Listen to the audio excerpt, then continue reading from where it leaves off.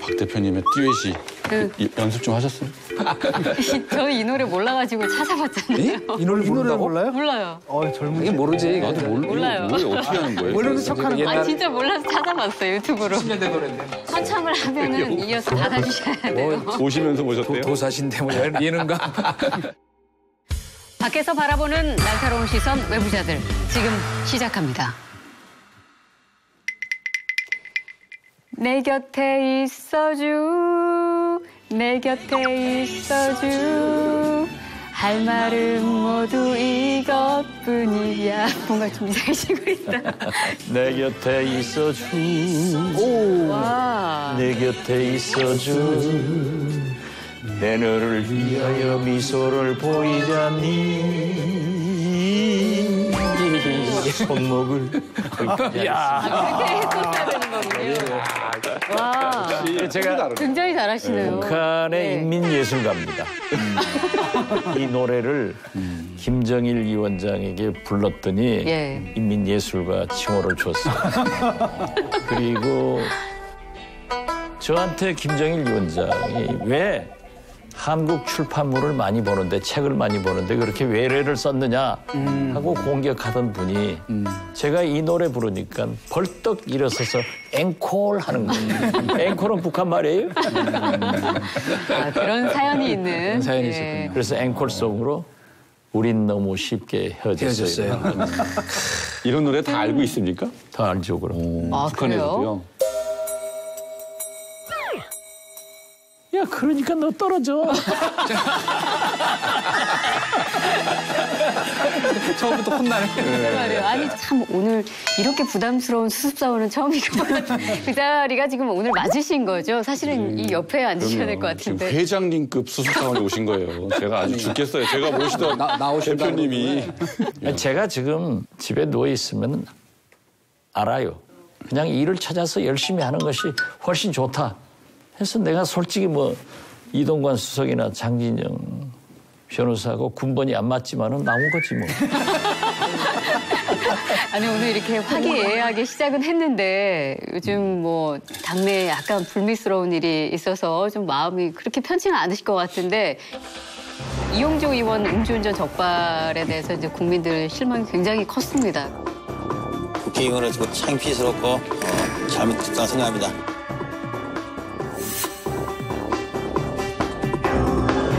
지금 현재 당 내부 징계 절차 진행 중인 걸로 알고 있는데 뭐 어떤 과정 속에 있습니까? 입이 10개라도 잘못했죠. 반성하고 자숙하고 있어라. 뭐라고 하더라도 국민이 용납하지 않는다.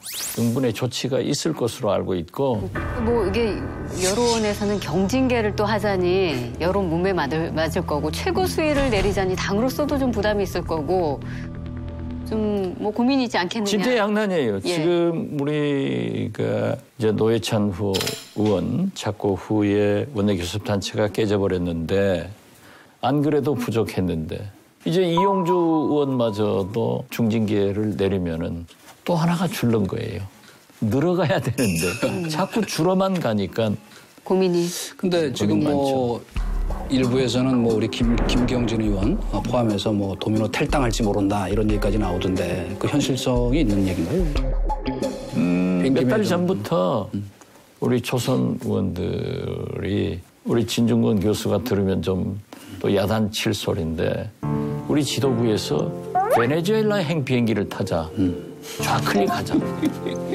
그래서 정의당보다 더 해서 진보 세력을 뭉쳐가지고 총선 승리하고 집권 가능하다라고 해서 안 된다.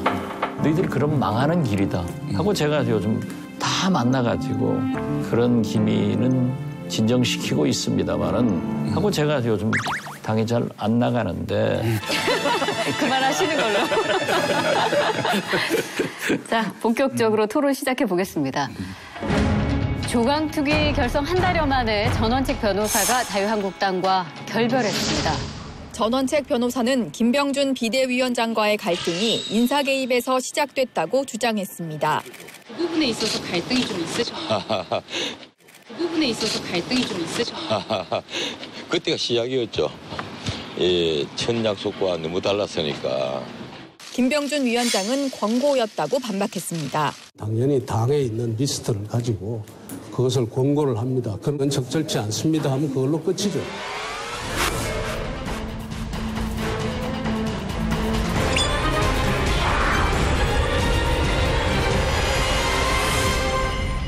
김병준 비대위원장이 결국 문자로 해촉 통보를 한 건데요. 생각보다 시기가 좀 빨리 왔다 이런 느낌이 좀 드네요.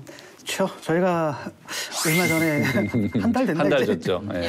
이 자리에서 그 예상을 했는데 일단은 평론가하고 정치는 다르잖아요. 평론가는 같은 것 중에서도 달라라고 갈라주는 사람이고 정치는 다른 견해들 중에서도 같은 걸 찾아내는 기술을 가진 게 이제 정치인인데 그쪽으로 들어온 것 자체가 좀 잘못된 것 같고요. 또 한편으로 그 전 변호사 개인이 굉장히 개인 성벽이 굉장히 강해요. 네. 굉장히 좋은 분인데 그러다가 약간 수가 틀리면 좀 약간 가열증이세요. 확 나가시는 분이라서. 만약에 잘 안 되면 본인이 확 나갈 수 있을 거라고 생각했는데 이거는 뭐 해촉 통보를 문자로 이렇게 받은 상황이어서. 그러니까 김병준 비대위원장이 트럼프 따라하기 한 거예요. 그럼 스위스로. 법무장관을 그냥. 그런데 문자로 보내버리잖아요. 역시 비대위원장은 누구나 하는 게 아니다.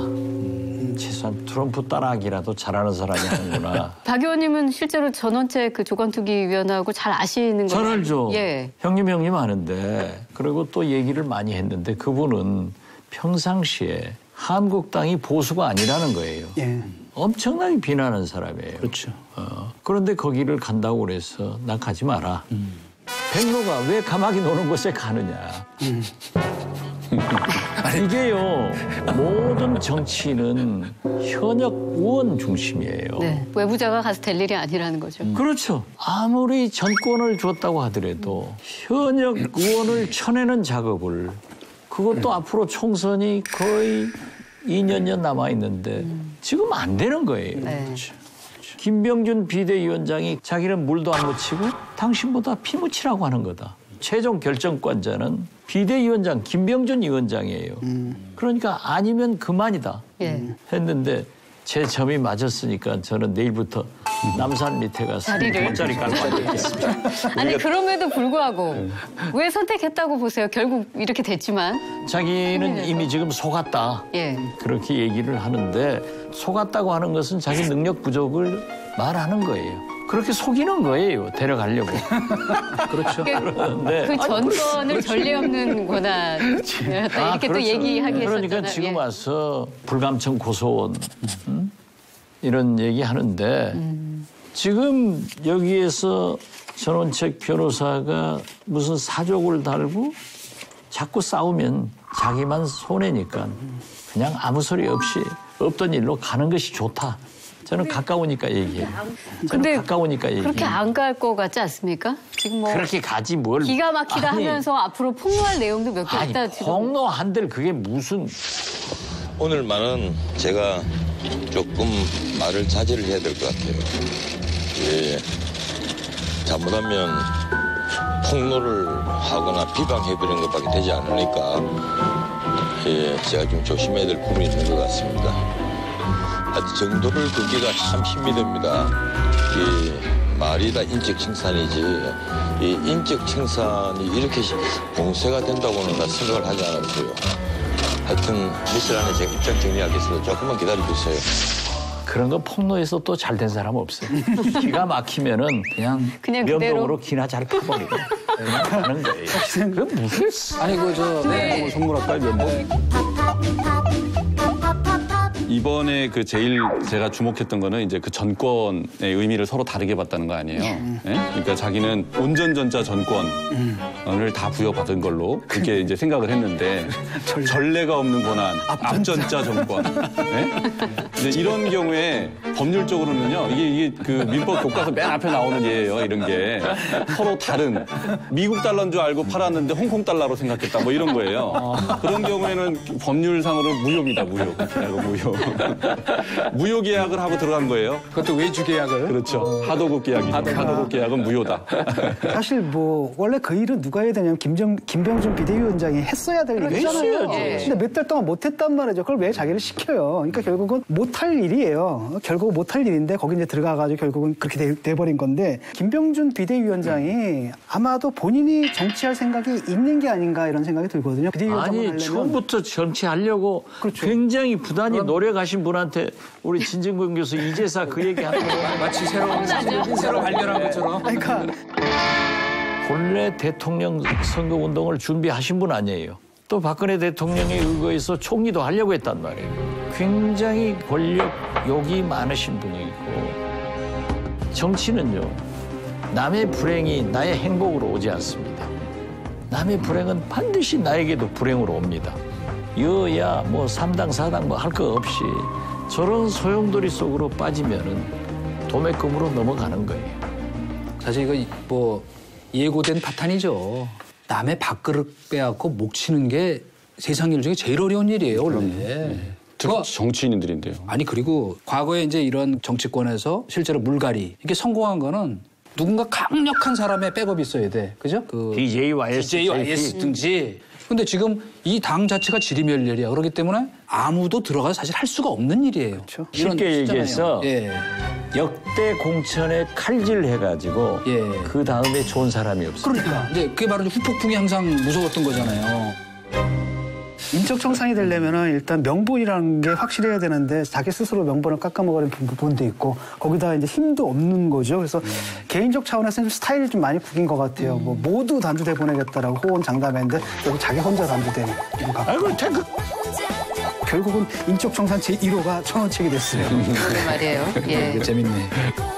비대위와 조광특위 사이에 특히 이제 갈등이 심화됐던 부분이 뭐냐 하면은 전당대회 일정 관련된 거거든요. 전원책 조광특위 위원은 2월에서 7월로 연기하는 방안 이거를 이제 포기하지 못했다라고 하는데 이분이 뭐 TV 나와서 평론을 많이 하셔서 그런지 말씀이 너무 우선 많이 앞서갔어요. 그죠?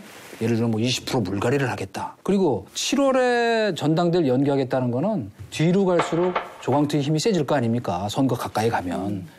그런 의도도 깔려 있었으리라고 보지만 현실적으로 지금 4월 재보선을 앞두고 빨리 당 체제를 정비해야 그나마 정치적으로 존재감을 보여줄 수 있는 게 현실인데 그걸 7월로 자기 멋대로 연기하겠다 그러면은 그건 도저히 받아들일 수가 없는 거예요. 그거는 진짜 당연히 뭐 해촉당할 상황이 됐고 이 칼을 휘두를 때는 왜 무는 개는 짖지 않는다는 유명한 짖는 개는 물지 않는다. 이게 뭐 왔다 갔다 하네요.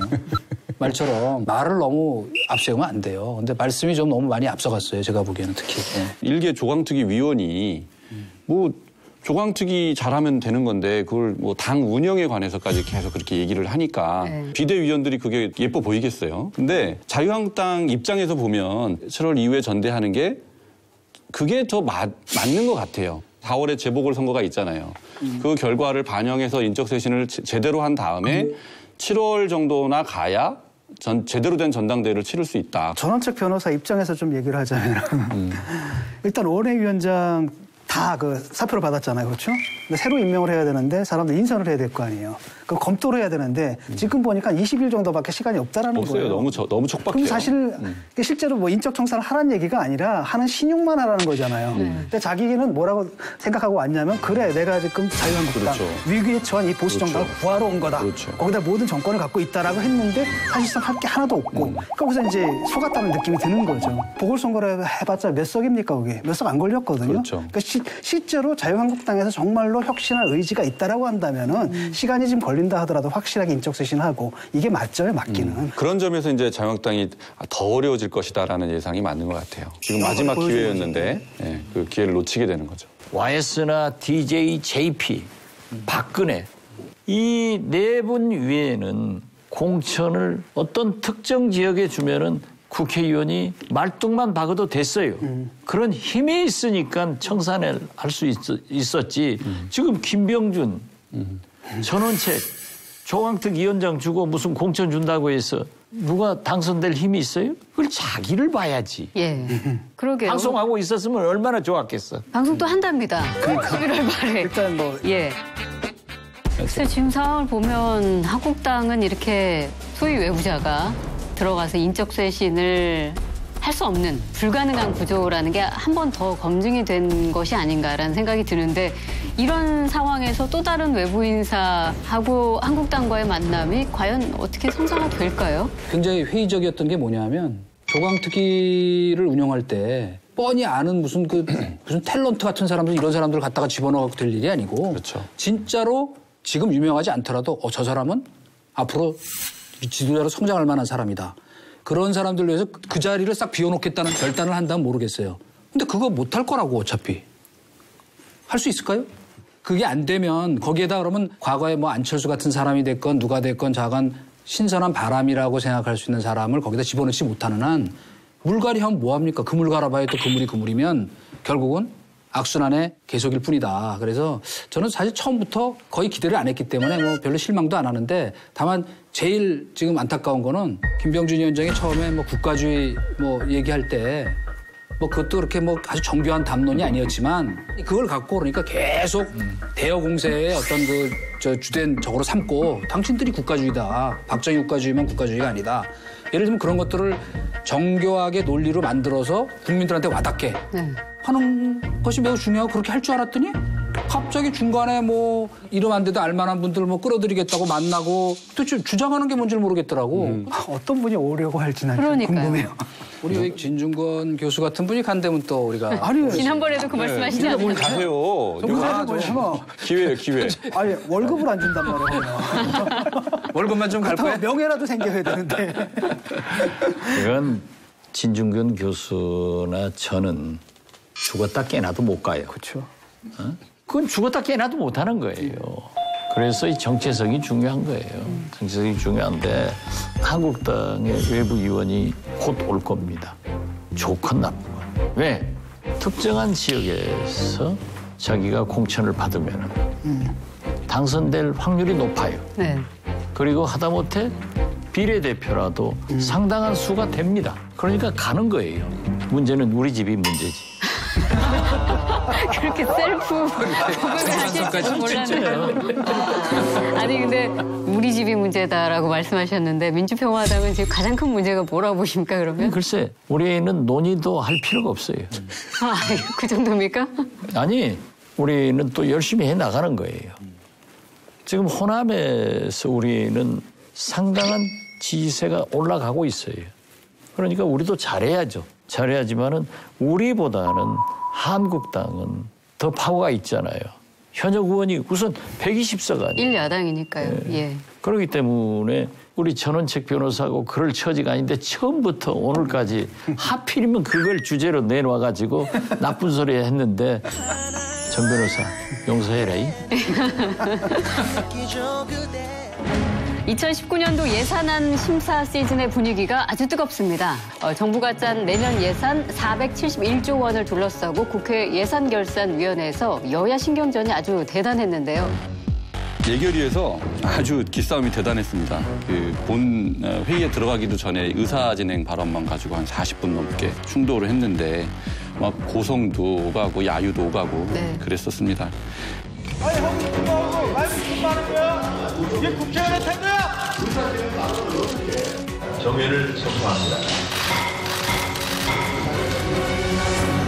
크게 충돌했던 부분은 역시 평화와 일자리 예산이었죠. 내년도 그 남북협력기금 사업비 예산이 1조 977억 원인데 올해보다 1,385억 원이 증액이 됐답니다. 그리고 이제 일자리 예산은 23조 5천억인데 요거를 삭감하겠다고 하는 야당과 지키려는 여당 요 기싸움이 제일 쟁점 포인트인 것 같습니다. 네. 뭐 한국당에서는 일자리 예산 8조, 또 일방적 대북 퍼주기 남북 경협 예산 5천억, 뭐 이렇게 해가지고 20조 원 정도 삭감하겠다. 뭐 이렇게 지금 선전포고하고 있는 그런 상황인데. 금년에 이제 뭐 470조 예산이라고 하는 것은 엄청난 슈퍼 예산이죠. 문재인 정부로서는 가장 당면한 문제인 일자리 창출을 위해서 그러한 예산을 편성하는 것도 이해가 되고 남북협력기금 1조 1천억에 대해서도 저는 이해를 합니다. 네. 문제는 비핵화가 필요한데 우리가 100가지 예산을 통과시키더라도 안보리, 우리 524 제재 때문에 사용할 수가 없어요. 결국은. 예. 그렇지만은 비핵화 과정에 경제 지원을 해야 된다 하는 것은 필연적으로 필요하거든요. 예.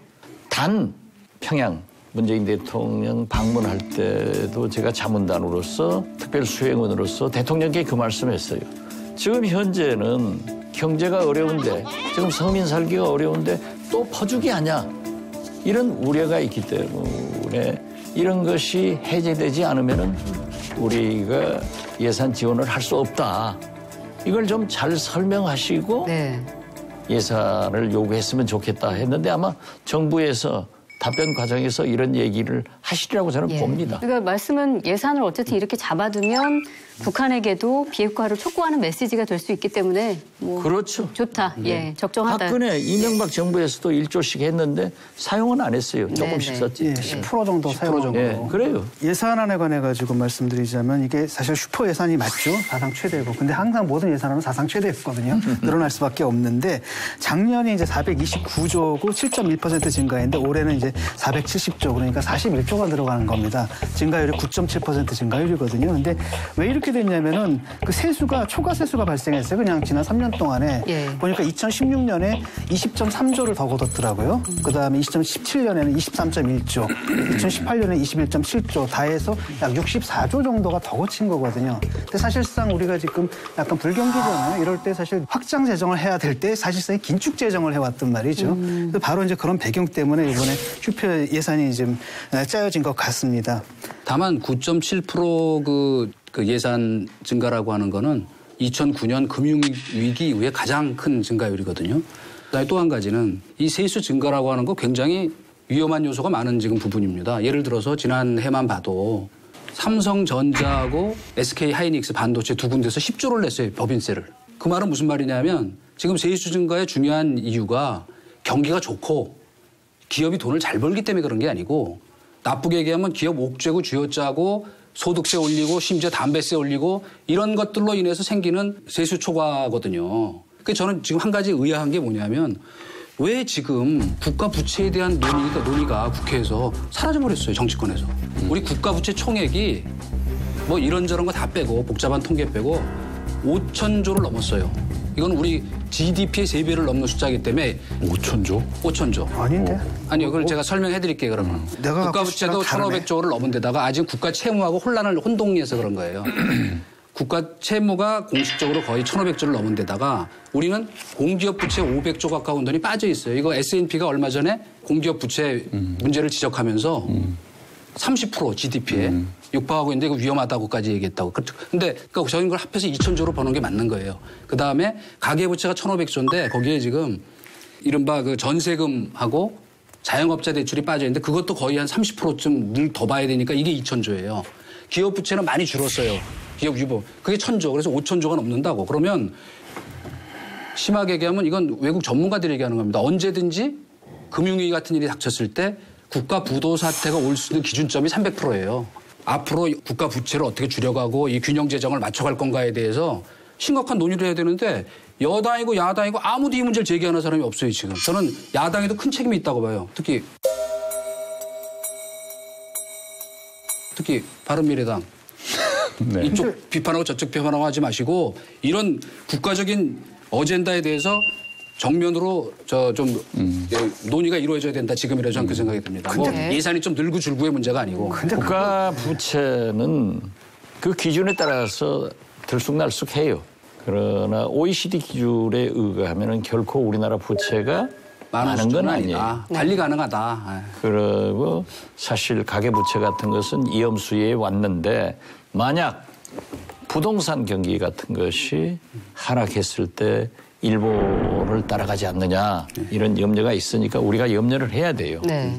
예산 편성을 하면 세금 많이 들어온 게 거의 한 20% 정도는 국채를 상환하게 돼 있어요. 그렇죠. 예.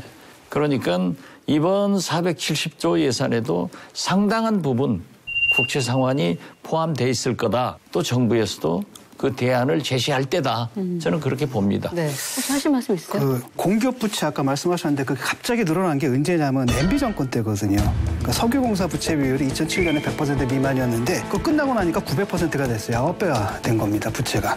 광물자원공사도 6,905%가 됐더라고요. 4대 강 부채가 또 있죠. 국가 부채가 그러니까 571조였는데 MB 정부 거치면서 2013년에 1,053조가 됐단 말이에요. 그러니까 아마도 아까 재정 건전성 얘기가 나왔던 게 바로 그것 때문이라는 거죠. 지금 우리 재정을 갖다가 이런 데 안 쓰고 빚 갚는 데 다 써야 되느냐라는 거고 그땐 재밌게도 뭐냐 MB 정권이 재정 건전성 우리 끄덕없다. 그래서 그 얘기를 했었어요. 뭡니까 그 국정방송인가 그걸 통해 가지고. 또 그 얘기를 이어서 반론을 제기할 생각은 없었는데 또 MB 정권 얘기를 하니까 제가 얘기를 안 할 수가 없는데. 하지 마세요. 틀린 가짜 뉴스를 얘기하니까 얘기 안 할 수가 없지. 왜냐 그렇게 하면은 진행이 안 돼요. 좋습니다. 알겠습니다. 아무튼 이명박 박근혜 정부가 잘한 것 없어요. 그런다고 지금 문재인 정부에서 그 얘기를 하려고 합니다. 옛날 정부 그러니까. 탓하면은 더 잘못하는 거예요. 그렇죠. 해법이 안 나오잖아요. 제가 자꾸 쓰는 얘기인데 경복궁이 무너지면 대원군 묘로 찾아가서 항의할 거예요? 지금 책임은 문재인 대통령이에요. 문재인 정부가 있으니까 그걸 얘기하면 돼요. 정답 말씀하세요. 자꾸 옛날 얘기하면 안 돼. 그러니까 진 교수님 잘못하셨어요. 얘기하는 거죠. 한국당 지금 삭감 1순위라고 꼽은 일자리 예산에 대해서 이거 저출산 대책 복지 예산으로 돌려야 한다 이렇게 강하게 주장을 하는데 사실 불과 1년 전만 하더라도 아동수당에 대해서 굉장하게 반대하던 한국당이 갑자기 이렇게 180도 노선을 바꾼 것 이것을 두고 뭔가 좀 다른 속내가 있는 거 아니냐 이런 의심의 눈초리도 있는 것 같습니다. 한국당이 최근에 와서 제일 잘했다고 제일 잘했다. 이러면 분명히 지지도가 올라가요. 예. 선택적 복지였거든요. 한국당은. 그런데 보편복지로. 보편적 복지로 온 것은 잘했다. 그러니까 복지 관련 예산이 이렇게 확충했다는 거는 이제 국민들의 호응을 유도하겠다. 이런 전략이 아무래도 있겠죠? 네, 근데 이제 그 전에 이제 뭐였냐면 선벽적 복지를 하려고 하다 보니까 선별 비용이 얼마가 되냐면 1,626억이 드는 거예요. 네. 10% 안 줄래니까 그 돈이라는 거죠. 이제까지는 사실 그거 가지고 이념적 논쟁을 하다가 실용적 생각을 하게 된 거죠. 근데 문제는 뭐냐면 참 좋은데 이걸 어떻게 되냐면 일자리 예산 빼가지고 이거 주겠다라고 하니까 아랫돌 빼가지고 윗돌 고이겠다라는 거잖아요. 왜 그런 식으로밖에 얘기를 못 하는지 모르겠어요. 한국당이 잘해도 문제예요. 한국당이 이번에 이렇게 입장을 바꾼 것은 진 교수님 말씀하신 대로 이제 그런 좀 실용적인 이유가 한편에는 있는 거는 맞는 것 같아요. 상위 10%는 안 주고 하위 90%한테만 아동수당을 주겠다. 고르다 보니까 어떤 사례까지 나왔냐면 구례군에서 그 상위 10%에 해당하는 사람 한 사람을 걸러내려고 685명 서류를 받다는 거 아니에요. 구례군에서. 네? 구례군에서. 네. 그러니까 이런 이제 행정 비효율이 발생을 하니까. 합리적이고. 예, 이제 차라리 안 걸르고 그냥 다 주는 게 맞겠다. 이제 그 부분만 보면 합리적인 선택이긴 하죠. 그런데 거시적으로 좀 보면 아동수당 10%, 10만 원 더 주면 과연 출산을 더 하겠냐, 출산율이 올라가겠냐, 좀 이런 근본적인 고민을 좀 하는 모습이 있었으면 좋겠다라는 생각이 드는 거죠. 우리 박주현 의원님께서 자유한국당 칭찬을 해주셨는데 저는 아주 혹독하게 비판하고 싶습니다. 보수 정당이라는 거는 원칙을 지키는 게 매우 중요하다 저는 생각해요. 유연한 것도 중요하지만. 근데 무슨 초등학생까지 그걸 늘리고 출산 장려금으로 2천만 원씩 지급하겠다는 이 발상을 누가 이해하겠습니까? 그러니까 뭐 자기네가 출산 주도 성장을 내걸었으니까 그거를 백업하려고 그렇게 하는지 모르지만 이렇게 하는 거는 제가 보기에는 국민을 바보로 하는 거고 그다음에 돈을 함부로 쓰면 안 된다는 것이 예산 삭감하는 이유잖아요. 근데 예고연이 한국당 간사 장제원 의원이 이거 현금성 퍼주기로 보지 말아달라고 그렇게 얘기하던데요. 현금성 퍼주기 하면서 퍼주지 말자 그러면 어떡해. 복지는 한 번 시작하면 되돌릴 수 어떻게 할 수가 없거든요. 그러니까 국가 재정을 생각해야 돼요. 보편적 복지라고 해서 무조건 출산 2천만 원 막 주자. 이런 것은 국회 심의 과정에서 잘 조정될 거예요. 그런데 그거 했는데 한국당한테 잘못했다고 하면 되겠어? 아니 그냥 선택적에서 보편적으로 온 것 자체가 잘했다는 거지. 이제 한국당의 이런 입장선회가 보기가 불편한 거는 기조가 있다든지 일관된 기조가 있다든지 아니면 철학에 기반한 그런 입장 서내면은 이해가 되는데 뜬금없잖아요. 지금까지 계속 반대하다가 갑자기 뭐 2천만 원씩 주고 또 뭐 토탈 케어 카드 그게 임산부 30만 명 대상으로 200만 원씩 지급하자는 안을 내놓은 거예요. 그렇죠. 그러니까 이런 선회는 전혀 설득력이 없는 거죠. 그리고 진정성도 없는 것이고 자유한국당 입장이라면 그 인프라를 더 깔자. 양육, 보육, 교육 이 3육 인프라를 더 깔자라는 쪽으로 이렇게 대안을 제시했더라면 훨씬 더 좋았지 않았나 이런 이제 생각을 하는 거죠. 자유한국당으로 빨리 옮기셔야 되겠는데 저런 인재가 아니죠. 밖에 있으니까 안 되잖아요. 저는 바른미래당의 시각이죠 이거는. 그건 맞는 말인데 이제 그래도 좀 평가해줄 건 평가해줄 필요는 있는 것 같아요. 이제까지 우리가 양육이다라는 걸 갖다가 그냥 각 개개인한테 맡겨놓은 거잖아요. 그런데 국가에서 책임지겠다라는 의지의 표명 이거 굉장히 중요하다고 보거든요. 중요한 사인이죠. 또 거기에 대해서 또 뭐 자유한국당에서 우리도 하겠다라고 한 거 아닙니까? 그래서 지금 환영부터 일단 하고. 자, 예산안 의결까지 한 20일 정도 시간이 남았습니다. 뭐 예산안 처리를 할 때마다 매번 여야가 이렇게 대치를 하느라고 시안에 쫓기는 경우가 굉장히 많았는데 정치 베테랑이신 우리 박지원 의원께서 해결책을 좀 내주신다면요. 12월 2일 날이 법정 시한인데 지킨 적 있나요?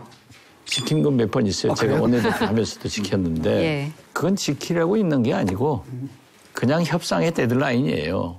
뭐 어쩌고저쩌고 하지만은 12월 31일까지 통과시키면은 정부에 아무런 지장이 없습니다. 네. 법정 기일에 얽매이는 것보다도 야당은 반드시 삭감을 해서 국민 부담을 줄여주는 것이 목표가 돼야 되고 여당은 정부 원안대로 관철시켜서 복지건 일자리건 뭐 이런 걸 해나가야 돼요. 그 여야 간에 줄다리기를 하다 보면은 가장 좋은 안으로 타협되기 때문에 지금 첨예하게 싸우고 있지만은 별 문제가 없을 것이다. 저는 그렇게 낙관적으로 봅니다.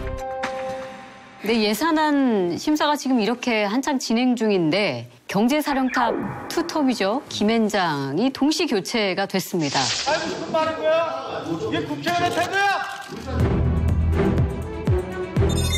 문재인 정부의 철학과 기조의 연속성을 이어가면서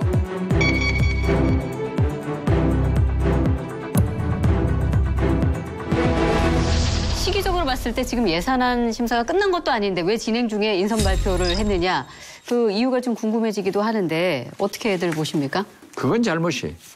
예산 불과 22일을 앞두고 예산 담당 부총리를 바꿔버리면은 예산을 누가 하고 하겠어요? 새로운 부총리는 할 수가 없는 거예요. 청문회 준비해야 되는 거예요.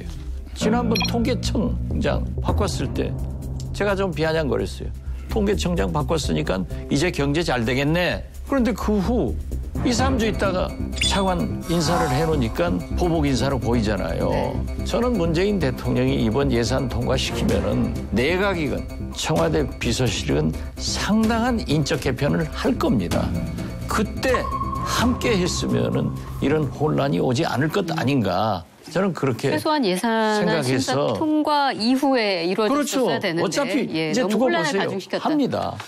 그러니까 지금 현재 전망이 있었는데. 김앤장 투탑을 교체를 한 것은 문재인 정부의 경제정책인 소득 주도 성장 경제정책을 계속하겠다 하는 사인이에요.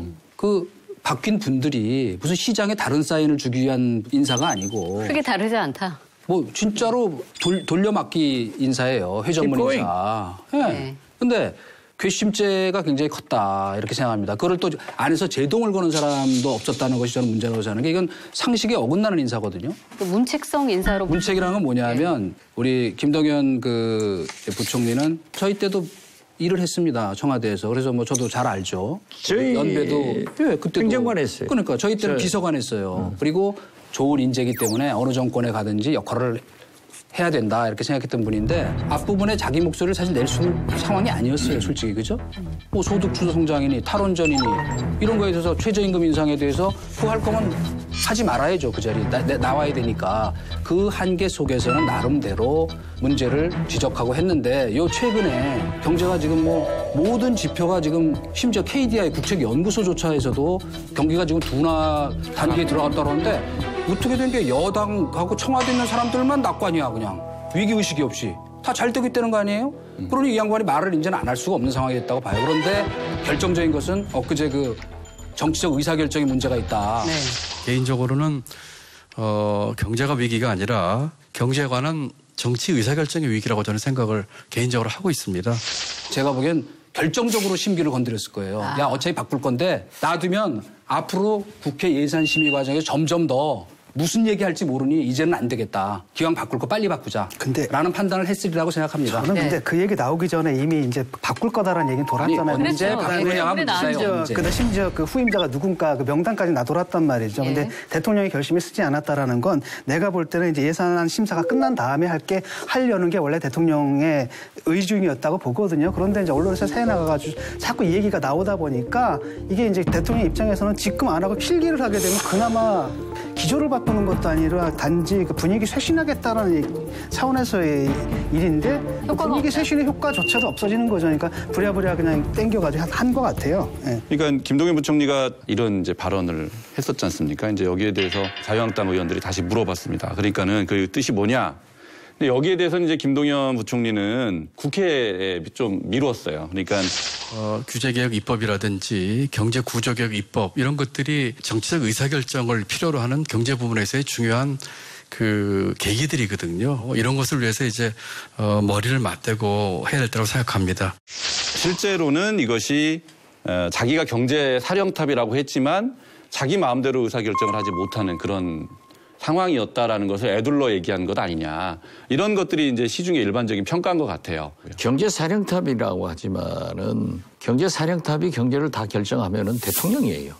그렇기 때문에 뭐 그런 얘기보다는 제가 생각할 때는 과거에는 내일 개각하더라도 오늘은 부인하는 거예요. 내일 발표를 해도 국민도 언론도 그러려니 했단 말이에요. 네. 뭐가 제일 중요하냐 하니까 공무원들이 장관이 바뀐다고 하면 일제히 스탑돼요. 움직이질 않죠.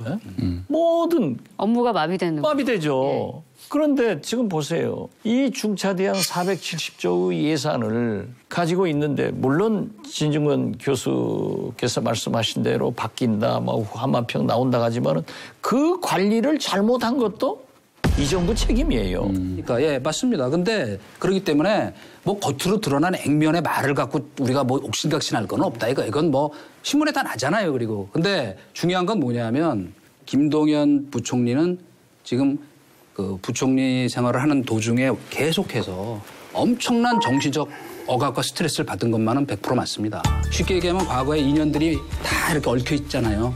경제를 운영해온 자기 뭐 선배들도 있고 과거 뭐 이 정권 저 정권에서 다 인연을 맺었던 분들로부터 그동안에 엄청난 질타를 받았어요. 자신은 개인적으로. 당신은 왜 할 말도 못하고 거기서 그러고 있느냐. 그렇기 때문에 이제는 내가 더 이상 이 상황을 방치하는 것처럼 말을 애둘러서는 안 되겠다고 하는 그런 절박감을 충분히 느꼈을 만하다는 것이고요. 뭐 다른 걸 다 떠나서 교체할 시기가 아니라는 것이 매우 중요한 대목이기 때문에 아까 우리 의원님 얘기하신 것처럼 그렇기 때문에 그건 청와대에 놀리고 한 달 전, 두 달 전만 해도 그거 갈아치우라고 그렇게 나팔을 아니 그러니까 불더니 정치권 얘기를 하지 말고 우리 외부자잖아요. 내가 자유한국당을 대변하는 사람이 아니잖아요. 그러니까 우리는 객관적인 얘기를 하면 되는 거예요. 근데 더 중요한 건 정치권에서 하는 얘기를 우리가 대변할 이유는 없다고. 근데 더 중요한 것은 이제 두 분은 이제 어쨌든 물러났잖아요. 그러면 이제 새로 임명된 분들의 문제가 더 중요하잖아요, 우리한테는. 정책실장에는 이제 김수현 전 사회수석이 임명이 됐고, 부총리에는 이제 홍남기 국무조정실장이 임명이 됐잖아요. 근데 저는 이게 바뀌어서 뭔가 좀 기대가 되고 희망을 가질 수 있었으면 좋겠는데 그러기가 어렵다는 게 저는 더 걱정이죠. 뭐 가신 분들이야 뭐 가셨으니까. 근데 이전 수석님 말씀대로 여전히 돌려막기이다 이렇게 생각하시는 거예요? 그런 부분도 있고요. 구도상. 그러니까 김수현 사회수석은 우리나라 뭐 부동산 정책을 지금까지 주도로 해온 분 아닙니까? 그러니까 이제 청와대에서 기존의 우리나라 경제 정책을 같이 주도했던 인물이죠. 근데 이제 이분이 정책실장으로 살짝 자리를 옮긴 거죠. 그러면 이제 더 포괄적으로 경제를 앞으로 정책을 주도하게 될 수 있는 여러 가지 여건을 다 갖췄어요. 그런데 이제 홍남기 부총리는 이제 그런 입장이 아니어서 부총리가 이제 됐어요. 그러면 지금까지 계속 우리가 김동연, 장하성, 이 김앤장 문제에서 가장 이제 지적됐던 게 뭡니까? 아니 부총리가 어디 갔냐? 왜 부총리 계속 패싱 현상이 나타나냐? 이거였잖아요. 네. 왜 청와대 수석이 주도를 하냐? 그런데 이제 그 기조가 앞으로도 이어질 계속 것이다. 유지가 될 그런 구도적인 될 수 있는 그런 상황이 계속될 수 있다. 예. 저는 그렇게 생각해요. 김수현 정책실장도 잘 모르고 몰라요, 실제로. 홍남기 부총리도 잘 몰라요. 그렇지만은 이분들이 좀 책임의식을 가지고 했으면 좋겠다는데 네. 저는 우리 이낙연 총리를 굉장히 좋아하고 요즘 대통령 후보로 진보 계열에서 1등을 나서 여론조사에서 상당히 기대를 가지고 있는데 홍남기 부총리는 전부 이낙연 총리가 잘 보여가지고 된 것으로 언론에 나요. 또 그렇게 총리가 부총리를 추천할 수 있는 힘을 가진 것은 참 좋은데 만약에 잘못하면은 경제 실패의 원인을 예. 이낙연 총리한테 져야 되는 것 아닌가 이것 때문에 걱정되니까 한번 그것도 좀 짚고 넘어가서 그 내각 얘기는 다음 주에 저희가 예 다음 주에 해보겠습니다. 대선 주자 관리까지 벌써 하시네. 이게 교체가 확실시 되면서 김 부총리의 소위 몸값이 지금 올라가고 있다 이런 평가들이 있습니다. 실제로 한국당에서 직접 아직 러브콜을 준 거는 아니지만 굉장히 차기 대선 주자군에 포함시키려는 분위기가 있다. 이런 반면에 또 여당이 민주당에서는 이러다 김 부총리 보수 진영에 뺏기는 거 아니야? 그래서 굉장히 위기감이 있다. 이런 이야기가 같이 나오고 있거든요. 저는 이 영입 문제에 대해서는 지금 보면 흐름은 자유한국당이 되게 러브콜을 보낼 것처럼 여러 가지 정진석 의원도 페이스북에다가 좋은 말들 잔뜩 늘어놨더라고요. 뭐 옛날에 자기랑 인연도 막 소개하면서. 비대위로 영입하려고 했었다. 예, 그런. 자유한국당이 워낙 인물이 없어서. 연기를, 굉장히 다급하잖아요, 자유한국당이. 예. 그런데 저는 김동연 부총리가 바보가 아니면 자유한국당에 가실 일은 없을 거다 이렇게 생각을 하고요. 관료가 평생 관료하신 분 아니에요? 이제 관료가 정치권에 발을 디뎠다가 낙마를 하거나 망신당하거나 인생이 꼬인 그런 사례들이 반기문 총장이 대표적인 예 아닙니까? 이제 그런 것들을 잘 봤기 때문에 그런 경솔한 선택은 안 할 거다라고 저는 봅니다. 네. 예. 자꾸 해석을 그렇게 하는 거잖아요. 이제 사실상 이분은 뭐라고 얘기를 했냐면 사람 중심 경제의 틀을 만들었고 경제 패러다임 전환의 기초를 마련했다라고 자기가 평가했던 건 뭐냐. 결국은 앞에선 두 번의 정권과는 다른 경제 패러다임을 자기가 만들었다라고 얘기를 하고 있거든요. 그다음에 이제 장하성 실장하고의 충돌도 가만히 보면 결국 그거예요. 최저임금이라는 게 고용에다 영향을 끼쳤느냐 안 끼쳤느냐. 그렇죠. 이걸 갖다 확대 해석을 해가지고 아마도 이제 영입을 해서 이분들 소득주도 성장에 반대하는 투쟁을 정권 내부에서 한 투사 이렇게 또 만들어가지고 이분만 영입을 하게 되면 굉장히 좋죠. 왜냐하면 정부를 공격하기 굉장히 중요한 무기가 되니까 아마 그것 때문에 이제 자유한국당 측에서 무리한 해석을 통해 가지고 이분을 이러는데 제가 볼 때 실체가 없는 것 같아요. 김동연 부총리가 어떤 당에서 러브콜을 하더라도 저는 정치는 안 하실 것으로 압니다. 그분의 성격상. 그러나 정무직 부총리로 일을 했으면 저는 문재인 정부의 성공을 위해서 밖에서도 돕는 자세를 보일 때 후배들한테도 국민들한테도 좋게 보인다. 그렇게 말씀드립니다. 예. 한반도의 봄으로 시작해 부지런히 달려온 평화의 여정. 이번 가을에는 알찬 수확을 거둘 수 있을까요? 이목이 집중되는 가운데 미국에서는 정말 빅 이벤트가 있었습니다. 지난주에 치러진 미국 중간선거 결과부터 한번 짚어보고 갈까요? 그러니까 미국에서는 의원 선거를 2년마다 한 번씩 하죠. 그래서 이제 정권의 중간 평가의 성격을 갖게 되는데 선거 전까지만 해도 여당인 공화당이 상하원을 모두 장악하고 있었는데 이제 그동안 트럼프 지지율 상당히 낮게 나왔어요. 그다음에 또 반 트럼프 진영의 결집 등으로 인해 가지고 민주당이 하원을 탈환할 것이라고 예상이 됐고 실상 그 예상대로 하원을 탈환을 했는데 공화당은 오히려 트럼프가 승리를 했단 말이죠. 그래서 이게 참 누가 이겼다라고 얘기하기 힘든. 그러니까 서로 다 이겼다라고 얘기하는. 쉽게 말하면 민주당에서 승리를 축하하는데 이상하게도 우는 분위기고 트럼프는 하원을 잃었음에도 불구하고 굉장히 좋아하는 분위기고 좀 이상한 분위기가 지금 전개되고 있습니다. 예. 그러니까 뭐 트럼프 대통령은 말씀하신 대로 뭐 SNS 자주 쓰니까 바로 올렸더라고요. 트럼프는 마법사.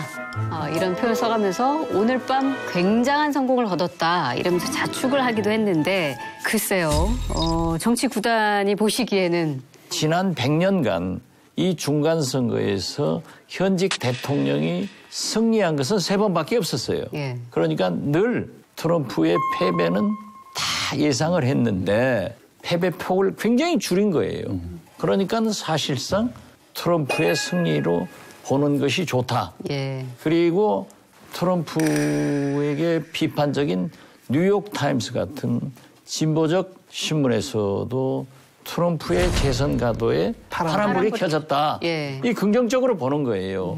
또 특히 그 지금 트럼프가 집중 지원을 한 곳에서 다 이겼거든요. 다 이겼죠. 그러니까 중요한데 바로 그 유명한 테드 크루즈 상원의원, 예. 그 플로리다 주지사, 그다음에 그 스윙 스테이트의 그 상원들, 그 인디애나, 아이오와 이런 곳들. 그렇기 때문에 하원도 부시 정부 중간 선거 때 뺏겼던 거에 지금 공화당에 뺏겼던 거에 절반밖에 못 찾아왔단 말이에요. 그 민주당이. 그러니까 그런 의미에서 본다면 다음 대통령 선거에는 오히려 파란불이 들어왔다고 보는 것, 또 그런 자신감을 갖게 되는 것이 예. 어떻게 보면 당연한지도 모르죠. 그리고 트럼프를 미워하는 공화당의 상하원 후보들이 나중에는 자기 선거구에 제발 와달라, 와서 연설해달라 이런 걸 보더라도 상당히 그 선전을 했다. 예. 저는 그렇게 봅니다. 자, 중간 선거 결과가 미칠 파장 만만치 않아 보이는데 뭐 우리로서는 가장 관심 가는 부분이 한반도 평화 프로세스에 어떤 바람을 몰고 올 것이냐 이 부분일 겁니다. 과연 악재로 작용할 것이냐 호재일 것이냐 이 부분은 어떻게 보십니까? 이 부분에서는 이제 견해들이 크게 엇갈리리라고 보지만 저는 뭐 당연히 이른바 평화 프로세스에는 악재일 수밖에 없다 이렇게 얘기하는 근거는 뭐냐면 미국 행정부는 대개 이런 큰 어떤 그 상황 변화가 오면 그 백악관 중심으로 그 싱크탱크, 보수 싱크탱크까지 포함해서 정책 재검토라는 걸 합니다. 미국 조야에서는 우리가 다 잘 알다시피 북한에 대한 불신감이 굉장히 심합니다. 그건 뭐 잘 아실 거예요. 그죠? 그건 민주당이 더 심해요. 왜? 과거에 20여 년 협상하면서 많이 당했거든. 뒤통수 맞고. 그러니까 그런 하원이 또 장악돼 있고 그다음에 싱크탱크도 마찬가지예요. 그렇기 때문에 지금까지는 트럼프의 개인기에 의존해서 북미 협상을 끌어왔다고 해도 과언이 아니거든요. 그렇다면 지금 갑자기 뭐 실무회담이 취소된 것에 여러 가지 무슨 해석이 있지만 북한 입장에서는 가서 만나봐야 얻을 게 없어요. 게다가 말만 지금 제재지 중국, 러시아 뒷문 열리고 옆문 열리고 그런 상황에서 서두를 이유가 없어요. 호재가 아닌 것만은 사실이에요. 그렇지만 악재도 결코 아니다. 트럼프 대통령은 거듭 말씀드리지만 의회의 결정을 때로는 무시해버리고 행정명령으로 막 몰아붙인단 말이에요. 그렇죠. 그런데 중간선거 딱 끝나자마자 법무장관 파이어 시켜버리는 거 보세요. 네. 그렇죠. 무서운 분이에요. 그럼요. 그러니까 일종의 부동산 투기꾼 같아. 이익이 되는 일이면 해버리고 모든 것을 손익 개념으로 접근한단 말이에요. 거기다가 상당한 우월주의자예요. 클린턴, 오바마, 힐러리도 못한 것을 나는 비핵화한다. 그렇기 때문에 저는 달리는 호랑이 등의 김정은, 트럼프가 탔는데 떨어지면 둘이 다 죽는다는 걸 알아요. 고수들은 절대 떨어져 죽는 방법을 택하지 않고 서로 도와가면서 사는 거예요. 김정은 위원장도 이 이상 버텼다가는 트럼프의 제재 압박으로 도저히 경제를 살릴 수가 없어요. 그런데 얼마나 김정은 위원장의 경제 제재 완화 이것을 바라고 있는가, 경제 발전을 바라고 있는가는 2000년 6.15 남북 정상회담 때는 제가 특사하고 김대중 대통령 모시고 갔지만은 그때는 제가 부통령 아니었어요.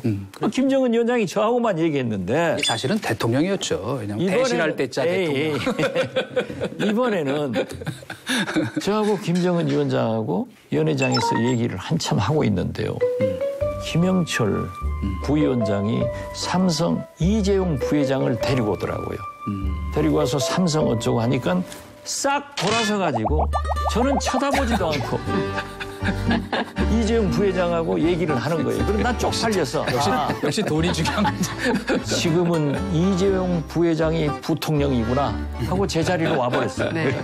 그래서 저는 종전선언은 정치적으로 요구하는 거고 절대 미국하고 바라는 것은 경제 제재 완화다. 네. 이렇게 돌아가잖아요. 뭐 저도 이 말씀하신 그 흐름에 반대하는 게 아니에요. 저도 거의 비슷해요. 다만 한 가지 착점이 다른 거예요. 뭐냐.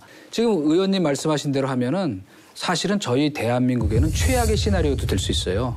지금 제일 피해야 되는 시나리오는 자, 미국과는 관계 개선해서 자, ICBM 안 쏴. 근데 미래 핵에 대해서 보장을 안 받고 이거를 동결시켜. 그러면 핵은 그대로 남아있고. 견해 차이인데 견해 차이라니 사실 팩트가 달라요. 미국도 속아본 경험이 있고 북한도 속아본 경험이 있고 북한은 살기 위해서 핵을 개발했지만은 이제는 살기 위해서 폐기의 길로 가고 있다. 네. 김정은은 확실하게 폐기해서 인민들 경제를 살려야 된다 하는 신념이 강하니까 그건 서로 속으면 안 돼요. 예.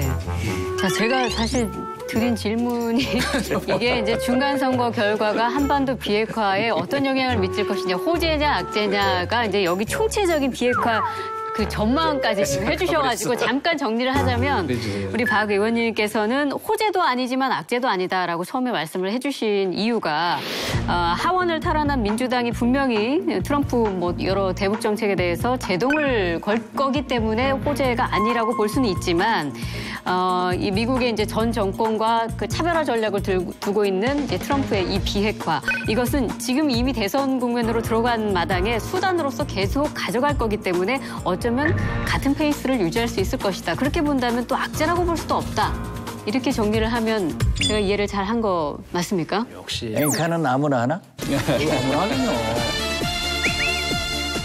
중간선거 직후에 사실 폼페이오 국무장관하고 김영철 부위원장의 북미 고위급 회담이 예정이 돼 있었는데 하루 전에 전격 연기가 됐습니다. 그래서 왜 취소가 됐냐? 그 사유를 놓고 단순한 뭐 일정 조정이다. 아니면 뭔가 조율이 안 된 거 아니냐? 이런 해석이 조금 엇갈리고 있는 것 같은데 북한에서 먼저 요청을 했다고 하죠? 이거 어떻게 된 걸로 볼까요? 북한에서 이번에 와가지고 이번에 폼페이오만 만나는 게 아니라 트럼프 대통령까지 만나려고 했는데 이제 바로 그 선거잖아요, 선거. 그 트럼프 대통령 일정이 이게 북한의 대표단을 만날 수 있는 그런 일정이 좀 아닌 유럽을 간다고 돼 있어요. 그러다 보니까 북한 측에서는 뭐 굳이 그럴 필요 있냐, 좀 시간을 두고 하자라는 거고. 미국 국무부에서도 이건 순전히 일정 조정의 문제였다 이렇게 얘기를 했죠. 네. 이해관계가 맞아 떨어지는 거예요.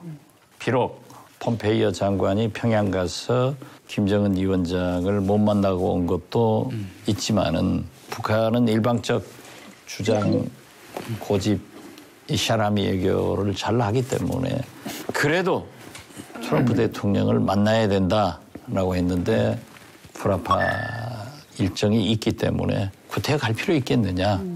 그리고 제가 알고 있기로는 지금 북미 간에 부단히 접촉하고 있습니다.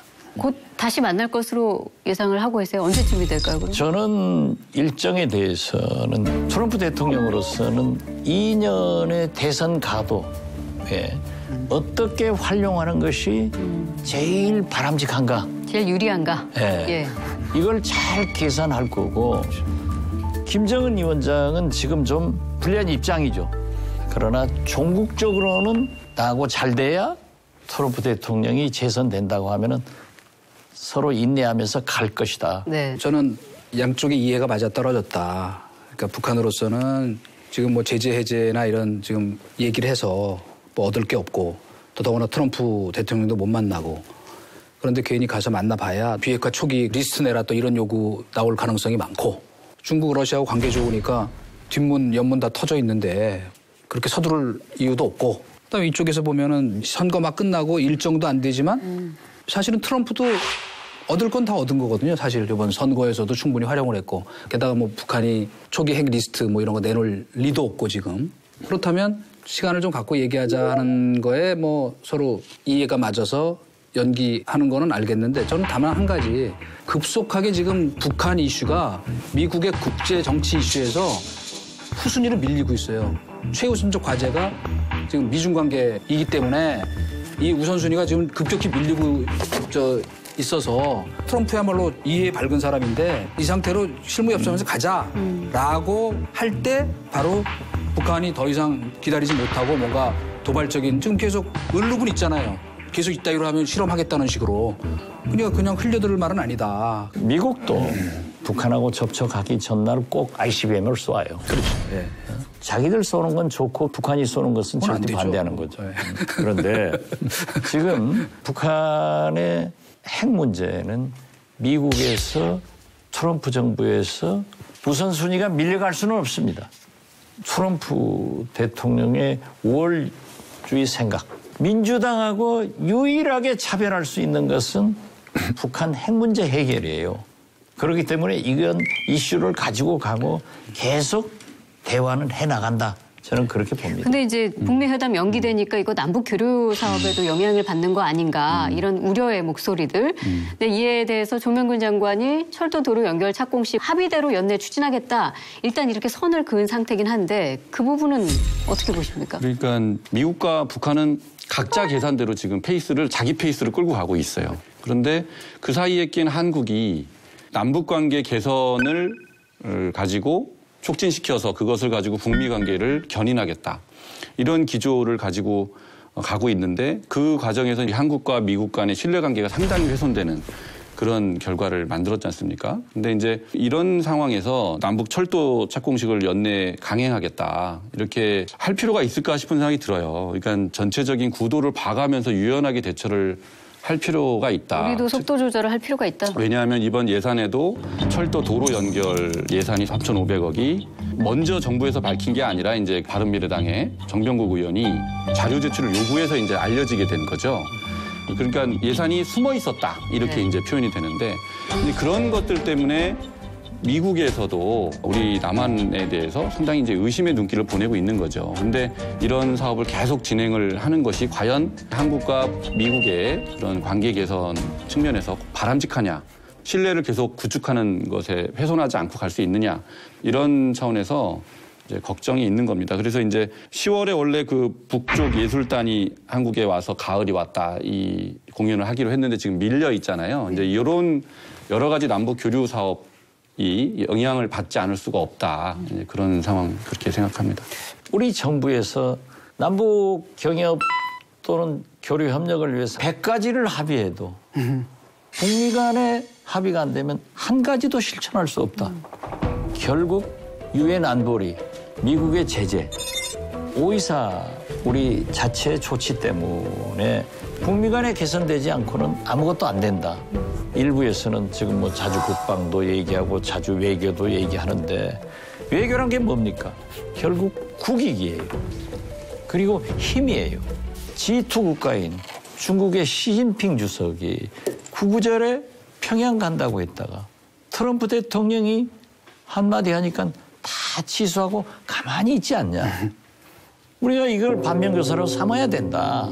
지금 현재 우리 정부가 북미 간의 교착 상대에 있을 때 풀어낸 게 4번입니다. 그래서 홈런을 친 거예요.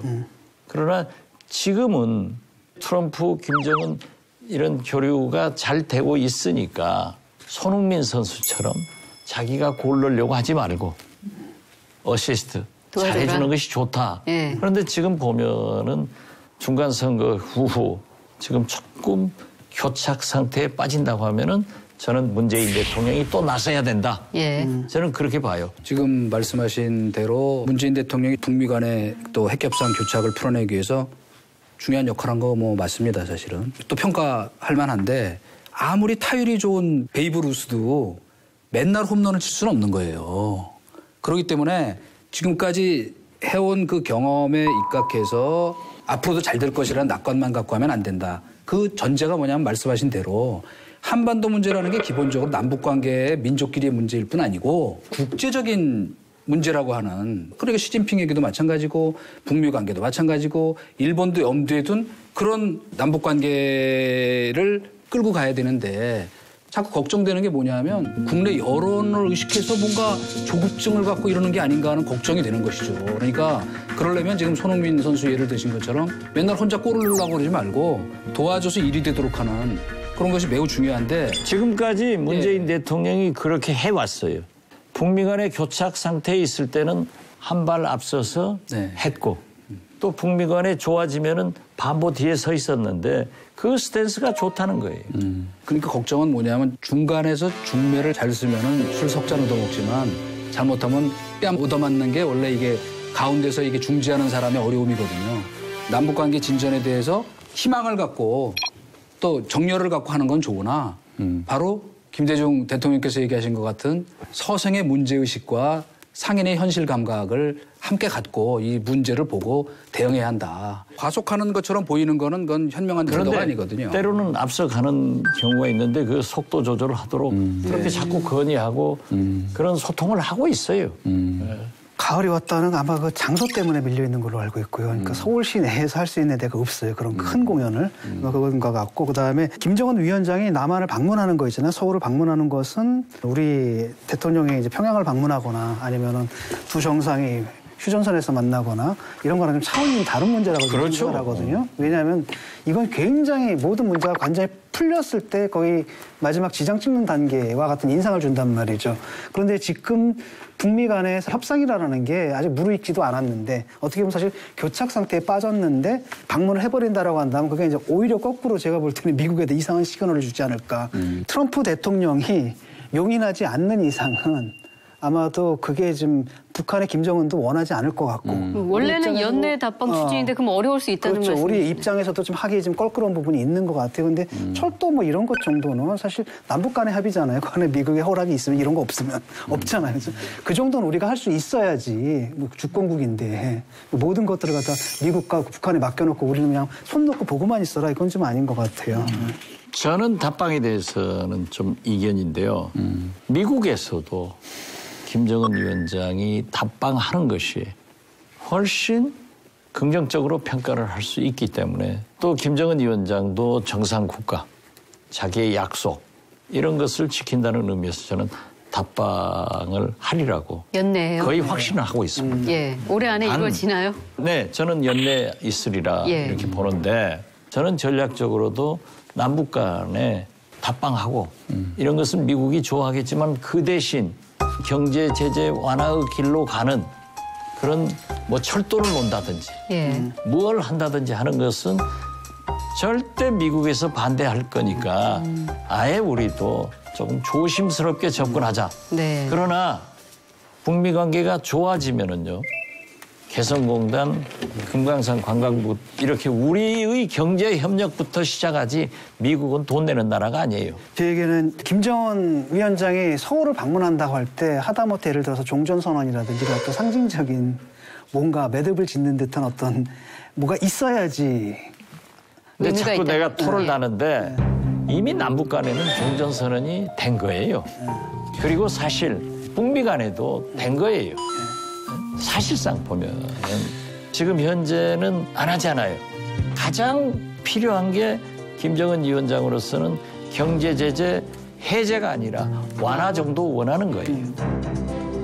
자, 이번에는 국내 변수 좀 살펴볼까 하는데요. 때 아닌 가을 냉면 바람이 불고 있습니다. 최근에 보수 진영에서 릴레이로 냉면 먹방을 진행하는 소위 목구멍 챌린지 이거 혹시 보셨습니까? 부상 유치한 것을 왜 봐요?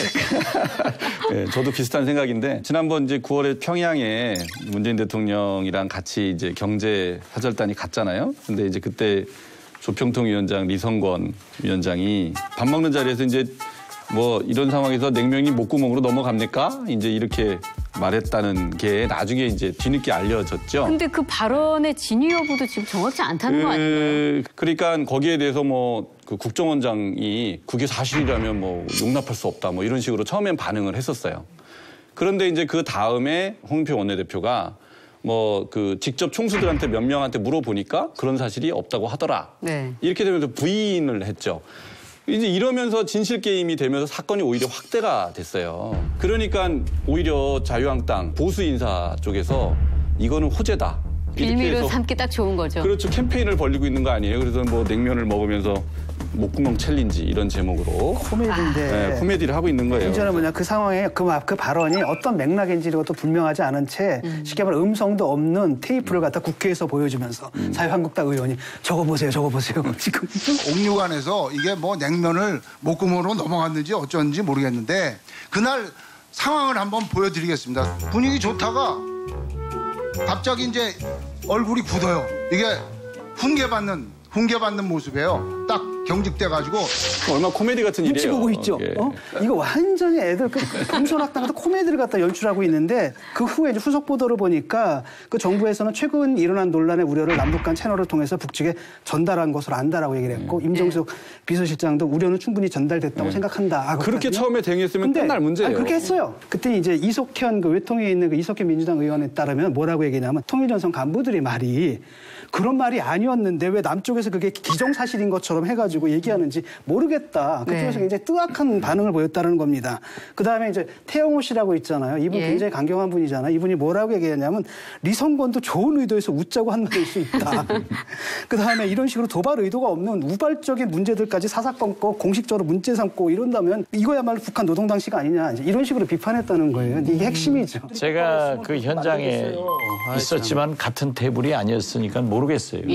그런데 리성건 위원장을 제가 좀 아는데 이 군인 출신이고 한마디로 얘기하면 굉장히 터프 가이예요.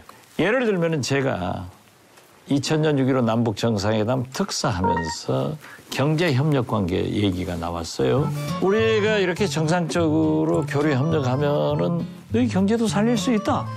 우리 경제 좋다. 그런데 내가 뭐라고 했냐면은 너희 경제가 좋으면은 뚱뚱한 사람은 김일성 주석하고 김정일 위원장밖에 없더라. 다 말랐지 않냐? 그래도 넘어가더라고요. 그렇죠. 또 이번에 제가 평양에 갔을 때도 김영남 상임위원장한테 얘기를 하니까 넘어가요. 그래서 김정은 위원장한테도 얘기를 했더니 넘어가요. 뭐라고 했느냐 하니까 지금 김정은 위원장, 트럼프 대통령은 달리는 호랑이 등에 탔는데 이번에 김정은 위원장께서 비핵 리스트 내고 미국의 요구를 들어주지 않으면 떨어져 죽습니다. 라고 했더니 그냥 듣고 있더라고요. 과거 18년 전 만약에 제가 그 소리 최고 저놈한테 떨어져 죽는다고 했으면 당장에 중국을 통해서 추방시켰을 거예요. 그렇기 때문에 그러한 해프닝 농담이 북한에서도 상당히 수용을 하는데 우리 경제 총수들에게 목구멍으로 넘어가냐? 저는 그렇게 생각해요. 우리 좀 경제 협력 좀 해주고 북한에 투자 좀 해주지 그런 얘기는 하나도 안 하고 냉면만 더 시켜서 목구멍으로 넘어갑니까?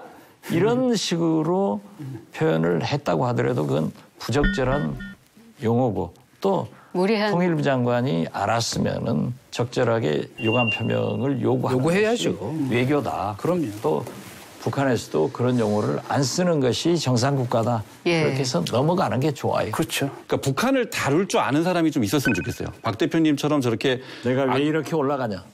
그러니까 아니 아까도 말씀하셨잖아요. 뚱뚱한 사람 일화처럼 그렇게 호기롭게 받아칠 수 있는 그런 관료들이 있기를 저는 우리 국민들은 바라는 것 같아요. 그러니까 지금까지 쭉 기조를 보면 계속 우리 남쪽에서 뭔가 좀 손해보는 듯한 그런 장면들이 자꾸 연출이 되니까 우리 국민들이 이제 비판을 하는 거죠. 조명균 통일부 장관도 그 시계 일화 있잖아요. 지난번 북한에 갔을 때 뭐 한 2, 3분 늦었더만요. 그러니까 시계가 고장났다 이러니까는 뭐 주인 닮아서 그렇다. 뭐 이런 그런 말을 참 막 북한에서는 일상적으로 하는지 잘 모르겠는데 조명균 장관이 이성건한테 시원하게 받아쳤더라면 이제 이런 오해가 없었겠죠. 네, 문제는 뭐냐 거기서 끝나는 게 아니라 이거 봐라 저 자세다. 저 자세는요 박근혜 대통령이 야당 대표 때 상암 구장에서 남북 축구 시합 하니까 한반도 기기를 써야 된단 말이에요.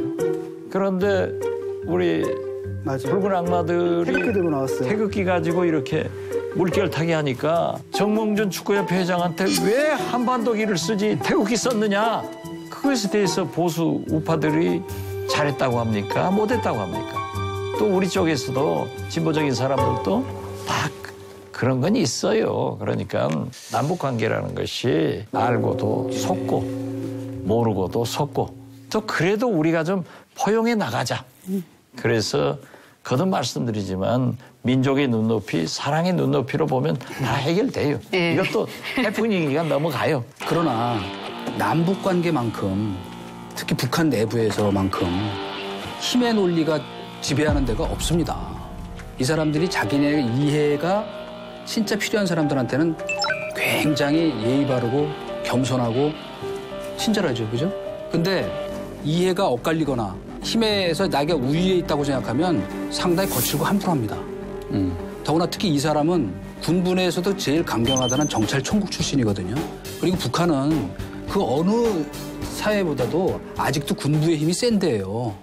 그래서 제가 이 생각이 나더라고. 국방의 회식 사건 기억나시죠? 저희 그 민정당 때, 전두환 대통령 때. 그때 지금 같으면 상상도 할 수 없는 일이 벌어졌던 게 국방의 회식 사건 기억나시죠? 저희 그 민정당 때, 전두환 대통령 때. 그때 지금 같으면 상상도 할 수 없는 일이 벌어졌던 게 국회의원들하고 장성들하고 술 먹다가 말싸움이 나니까 국회의원들이 얻어맞았어요. 그 지금 북한은 그보다 더 심한 사회예요. 내 말은. 그렇기 때문에 이 사관을 보면서 나는 뭐냐면 이 사람들이 오만해져 있구나. 타프하기도 하지만. 해석을 갖다가 너무 과잉해가지고 해석이 아니고요. 이만해가지고 결국은 남한 정부가 북한 정부에 눈치를 보고 있다 이런 식으로. 아니 거기까지 나는 확대하고 싶은 생각은 없으나. 예를 들어가지고 옛날에 중국 갔을 때도. 냉면이 목구멍으로 넘어간다는 말은 북한에서도 그렇게 함부로 쓰는 말이 아닌 것으로 알고 있어요. 그러니까 태영호 영국 주재 북한 공사. 그 사람은 지금 굉장히 정신적으로 억압받고 있는 상태이기 때문에 나는 그 말 안 믿어요. 이번에 얘기한 거. 그렇게 억압받아가지고 맨날 그런 비판을 합니까? 근데 우리 한국하고 북한하고 차이는 한국은 여론이 굉장히 발달한 나라잖아요. 이제 그 부분을 항상 염두에 두지 않으면 아무리 정부가 선의를 가지고 뭘 하더라도 일이 꼬일 수 있다고요. 이제 그런 점은 좀 유의해야 된다는. 저는 이제 그렇게 우리 이동관 수석 말씀은 그렇게 이제 좀 이해했으면 좋겠고요. 바로 그런 뜻입니다. 오늘 이렇게 외부자들 함께 해주셨는데 소감 한 말씀하고 또 민주평화당 의원들에게도 한 말씀 하면서 마무리를 짓겠습니다. 항상 어려움이 있습니다. 그렇지만은 인생이나 정치나 좌절이 제일 나쁘니까 열심히 노력하자 하는 말씀을 드리면서 외부자에서 저를 내부자로 만들어달라. 의원직을 내놓으셔야 되는데. 임원으로. 진정한 외부자가 되시려면 나오셔야 되는 건데. 아니 그러니까. 예. 저를 초청하면 나오겠다 이겁니다. 그런가요? 잘 염두에 두겠습니다.